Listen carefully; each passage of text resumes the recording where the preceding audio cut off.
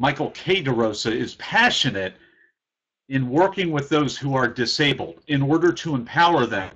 He helps them become aware of their own uniqueness and giftedness while helping others build better bridges into this community. He wants both groups to richly benefit from these connections. He has volunteered in nursing homes for just over 30 years. Wow. He's currently on the board of directors for Johnny and Friends. It's a ministry to the disabled and to their families. And Michael is presently working in the field of mental health. He says the only way that life can get better for him is for him to become a twin. I love it. Michael, how are you doing today? I'm doing really well, Nathan. And I, like Pierce, am so grateful that you're giving us this opportunity to do our first webinar. I'm pumped. I really am. Hey, so am I. Why don't you take it away for us? Okay. Well, I do want to ask, though I saw Pierce's slides, okay, and heard his voice, okay, wanted to ask if anyone out there is having problems with seeing the slides or hearing my voice. If you are, just please type in the chat box. Nathan is moderating all that. Great, I see that, Jennifer. Thank you very much. Great. Okay. Well, this is a picture of me, and my website's down there. If you want to click on it and grab it, great. I'm just going to move right to the second slide, and these are notes. I made up some class notes for you, and they're free to download, and everything you see here in the webinar, at least most of it and some more, you'll have access to. You'll be able to peruse them at your leisure. There'll be links there which you can follow to contact me, to ask me questions. I have some links also on resources that I'm going to get to at a little bit later. Now, the 3 steps to living successfully, just to boil it down so you get a better handle on where we're going on this journey tonight, is that I want to help you to become more aware of who you are, of what you have, in order for you to just live out a life of success or contentment. I want to do that with 3 steps, and I'm just going to go through these 3 steps somewhat quickly, but then come back and step back to give you a more specific snapshot. So the first step here is focus. I want to help you to focus on who you are. And what I've done, I've used these steps for my own self, and they're applicable, I believe, to everyone. And so I'm just sharing with you what my journey, in hopes that I can make your journey a little bit easier. So first step is focus. Second step is fight. Know your difficulty, fight them, hang in, and keep going. Last step is freedom. Oh my, we all like to have freedom. So let me just back up and go to the first step, and that is understanding yourself. Understanding yourself. I am here not asking you to define yourself, like what you do for a job or what role you play, because one day that's not going to matter. You're going to lose a job or lose a relationship, and it's not going to matter. You're going to be left with who you are. Now, this has been, and it continually is painfully made aware to me whenever I go into nursing homes and talk with people. I ask how they're doing, and we talk, and as we converse, they tell me that they can't do like playing the piano in church anymore. They can't make the bread they used to. Their friends have all gone, and they're crushed, and my heart breaks for them. And what's happened to them is that they are equating their value in life with their productivity, and right at that time, their productivity is zilch. Oh, my friend, if I can spare you that grief, to not come to that time in your life when you're equating productivity with value, I will have considered my life well spent. So first step, understand yourself. Second step is focus on your struggle.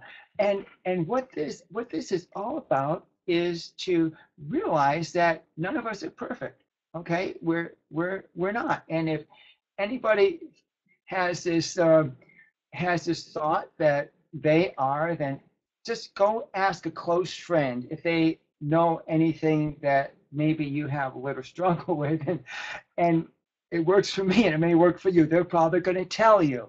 So focus on that struggle of yours. Now, for instance, if you may really like to do auto mechanics, but you may not be good at changing the oil in your car, or you may want to be a brain surgeon, but um, you don't do well in math or science, and you're not very able with your hands. You have two left thumbs. Well, no offense, but I want to take my car to somebody who's going to fix it right the first time, and I definitely don't want to hand you over my brain. I only got one and I want to keep it. So that is a struggle. We need to own up to what our struggle is, and realize, and this is something that really was it was a blessing to me, when you realize that very struggle that you have could become a stepping stone to helping you realize who you are. For me, it was speech impediment. Oh, I had a severe speech impediment, and I I was put through the ringer throughout my schooling, through until junior high, and I knew I couldn't become a speaker, a singer, whatever. I know I'm doing it now, but I really struggled. Sorry about that. I just hit the wrong button. Let me go back. Oh, there we are. So I need to develop out of necessity a lot of patience with others and with myself, not get bent out of shape. And I also needed to develop just the ability to take what was taught me and to break it down even more. So out of necessity, I became a very patient person and very adept at teaching people who are very slow. And so that's impediment of mine, that struggle, I saw as a gift from God. It was a dream He placed in my heart, and now I am just delighted in helping those a little bit to maybe ease their burdens a little bit more. So I'm going to show you this quote here I got from Dr. Seuss. I love Dr. Seuss. Simple yet profound. Just give you a chance to read that. It's so neat. He did it when he wished someone happy birthday. So you might want to write that down to put it in a birthday card. So let me tell you, a lady friend of mine, she's now deceased, Cirilla. She was a lady of charm and contentment. When I first got to know her, she lived in a fairly large home. And then through the time I got to know her, she continually decided that she needed to downsize. So her mobility was decreasing. All the time she gave up stuff, never gave up her contentment or her charm. And she was a role model to me. And it was a blessing to visit her as she sat in that assisted living bedroom, just making stuff for people who came to visit. And the one thing I knew about Cirilla was she knew who she was. She accepted her limitations as a gift from God, and she was satisfied with life. And that's what I believe people want. It's not a bigger paycheck or fame, success. It's satisfaction. It's satisfaction. So the next two slides I'm going to go through quickly and then take a step back is pick the right fight. Know who you are, and then pick the right fight. Know what you're up against, and then don't quit. Don't quit. What I mean here is that the problems that you are citing may not be the problems you need to deal with. Yeah. And that is so true. You could become so um, wrapped up with expending energy, with contending with something that is not um, necessary. And I'm going to tell you how to discern what the root problem is, or at least begin to help you understand it in a couple slides following. But you will expend the same amount of energy fighting the wrong fight as the right fight. So be wise, be smart, and pick the right fight, and then don't quit. I have a friend, George, who came to me one day, and he was blowing off steam, and he was talking a mile a minute, and I never knew someone could talk nonstop for so long with only one breath. So I just prepared myself to jump in gently, but nevertheless, I was enough to get into that conversation. Well, he came up for air, and I said, George, and we began a dialogue. And in the process, he discovered that what he was complaining about, other people were dumping on him, and the place he was living wasn't right, and if they only had this or that, life would be so much better.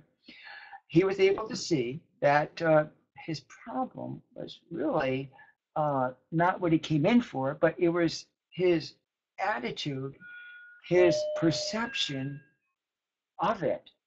And I was blessed to be able to be a part of his life at that time. So this is a tool that I use that can be used. It's fairly easy. I call it the why tool. If you ask yourself these questions, you'll be able to get to the root or closer to the source of your problem. And it goes something like this. Let me give you, for instance, let's say you come to me and say, Michael, I don't like my job. And I'll say to you, why is that? And you say, well, the boss, he is always picking on me to do all this stuff. And I'd say, why is he doing that? And you'd say, well, because he never asks anyone else. He comes to me first and foremost. And I go, really? Why doesn't he talk to other people? And you'd say, because they tell him no. They tell him that he already has enough stuff laid in the lap, and if he expects them to do any more, then he just better forget it. Find somebody else. And I don't like it. And I go, oh, I see. And then I would ask the question, well, why don't you tell him no? So the problem that person came to me with was the problem was the job. It was someone else, or it could be something else. But the root problem was that his inability to say no. We don't need to be victims, my friend, of circumstances, of people, events. In fact, I just read a stat that 71% of people are dissatisfied with their work. I believe it was a Gallup poll. Now, I know people who are dissatisfied and they fix it by going to different jobs. I also know people who are dissatisfied with their relationships, and they, in Hollywood, are, unfortunately, a very bad or good example, however you want to look at it, of being dissatisfied going from one relationship to another, when the real source of our problem is our perception, is our approach to it. And by asking these questions, you can get down to that which really matters. And I'm here to help you. If I can do anything to help you, please contact me. I'd be delighted to have that part in your journey. So the next step is freedom. Now, freedom gives us the motivation to keep on going, to once we discover our focus and getting through fight, that we have freedom. And I like to spell freedom like this, okay? It's hope. Hang on patiently, enduring. And we can do that with excellence.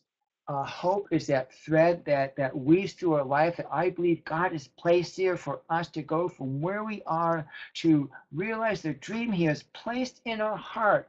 And I know beyond a shadow of a doubt, He has placed a dream in each one of us, something that puts a fire in our belly, a song in our mouth, light in our eyes to get up each and every morning. Like I said, if life could get better for me, I'd be a twin. Oh, I do go through struggles. I don't want you to think otherwise. I do get headaches, but you know what? I want to trade them for the world. I enjoy what I'm doing. I enjoy the people I'm with, and I will keep on doing it. So hope, hang on, patiently enduring. The next slide is about Neil, a man who has depression, and yet one day he found some hope. He could be a person who is a part of the doom and gloom club. You say, I'm going to give you dollars, he'd want $5. Well, one day he called up and Jim talked to him, and Jim simply said, Neil, I miss seeing you. Where you been?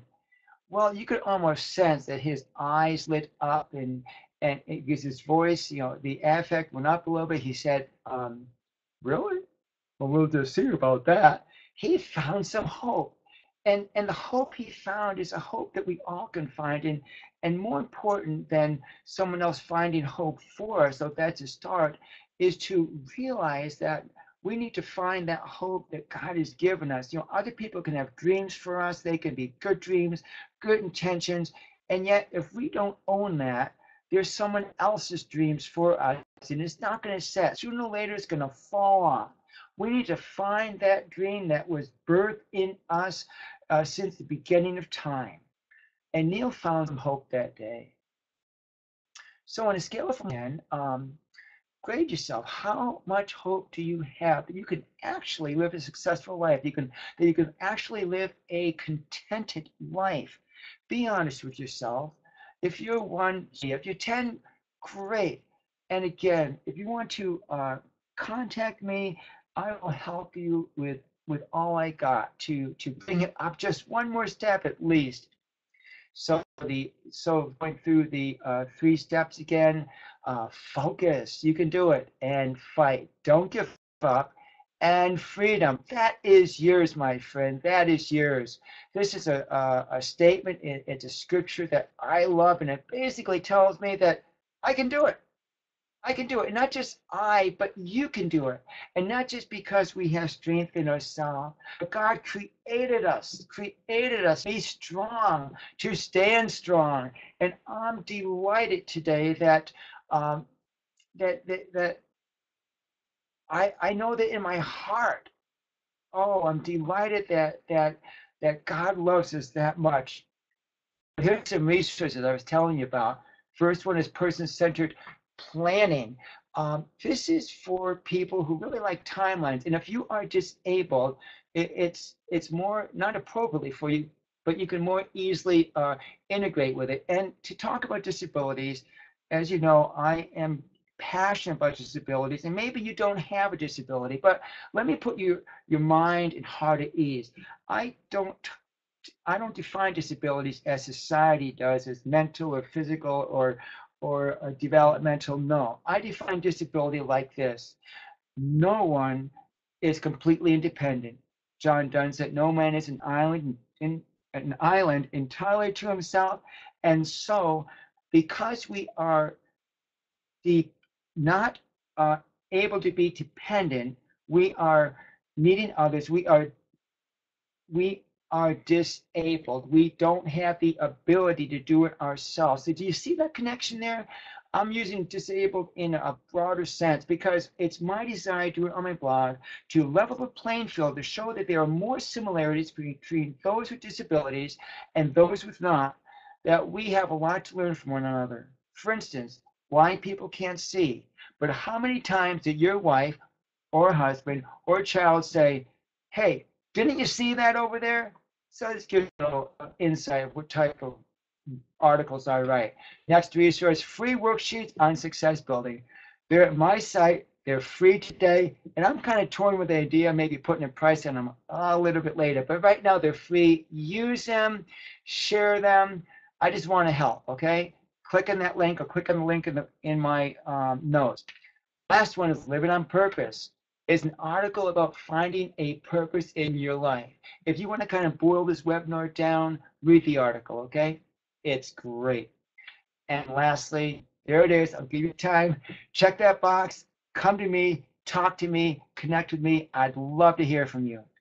And lastly, subscribe to my blog. I'd love to have you with the journey. I think I write motivational, inspirational, challenging articles, sometimes funny, and I would appreciate your input. So subscribe, and I will welcome your participation. Well, that's about it. I think my time is about done. Again, that's a picture of me. That's my blog. And I just want to thank you all for being here. And Nathan, kudos to everything that you've done. And I really appreciate this opportunity.